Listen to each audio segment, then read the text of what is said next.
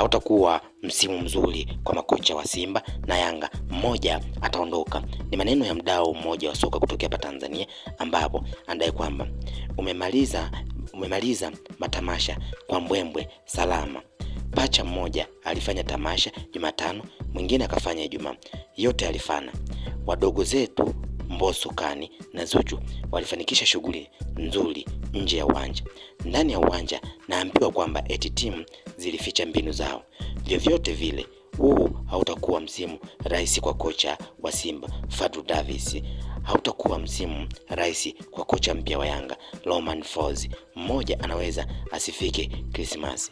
Mabosi wa hizi timu na wafahamu, huwa wanacheka na wewe vizuri katikati tamasha la Simba Day au wiki ya Mwananchi. Baada ya hapo wanaweza kukurusha panga muda wowote kuanzia hapo, hasa pale unapogundua kwamba baada ya tamasha mechi ijayo ni dhidi ya mtani. Mdau anadai kwamba tuanze na nani? Tuanze na Fadlu. Huyu mabosi wa Simba wamempa wachezaji wapya 15. Amehusika kwa kiasi kikubwa kutengeneza timu ya msimu huu.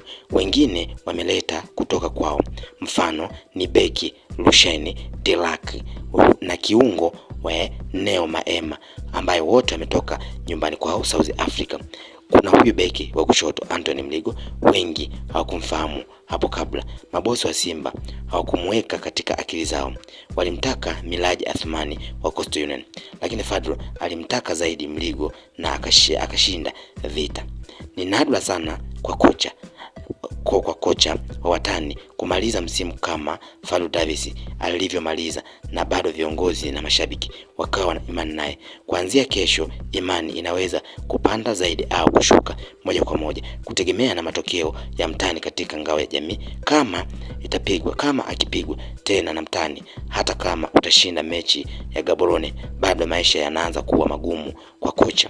Fadlu atajikuta amekalia kuti kavu kabla ya msimu haujaenda mbali. Hata hivyo, kule kwa mtani hali hii kwa kocha mpya Romain Folz, huyu naye kuna namna anaweza kujikuta amekalia kuti kavu bila kujijua, kwa kuwa kwanza yeye wachezaji wengi hajawajua, na kwanza ni msimu wake wa kwanza, wala hajawahi kufundisha ligi yenye presha kubwa kama hii. Hivyo itakuwa imani yake ni ndogo zaidi kwa mashabiki kama endapo atapoteza mechi kadhaa katika mashindano ya ligi za mabingwa au NBC Premier League. Hivyo atajikuta na wakati mgumu zaidi. Hivyo naye anaweza kaondoka, kwa kuwa mabosi wa Yanga na sio wavumilivu kama ilivyo kwa mabosi wengine. Hivyo matamasha yao yameisha, basi na wamecheka, lakini kwa mabosi zao wao huaga wana fly kwenye matamasha, ila kuna kufuata wanakuwa ni huzuni.